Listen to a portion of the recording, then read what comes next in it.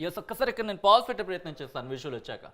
Yes ఇక్కడ మీరు చూస్తే కనుక ఇది రన్వే, ఇదంతా రన్వే ఇది. సో మన సాధారణంగా రన్వేకి సంబంధించి ఎప్పుడు చూసినా సరే చాలా స్మూత్గా టేక్ ఆఫ్ అవుతూ ఉంటాయి. సో ఇలా వెళ్ళి ఇలా మెల్లిగా టేక్ ఆఫ్ అవుతాయి. అంటే విమానానికి సంబంధించిన ఆ బాడీ పార్ట్ ఏది కూడా దాదాపుగా ఎక్సెప్ట్ వీల్స్ అవి తప్ప ఇంకేవి కూడా ఏదైతే మార్గం ఉంటుందో వాటికి సూచించింది రన్వే. ఆ రన్వేకి టచ్ అనే పరిస్థితి. కానీ ఇక్కడ మీరు అబ్జర్వ్ చేస్తే ఎగ్జాక్ట్గా ఇక్కడ మీరు బాగా అబ్జర్వ్ చేస్తే చూడండి రన్వేకి దాదాపు ఎలా టచ్ అయిందో.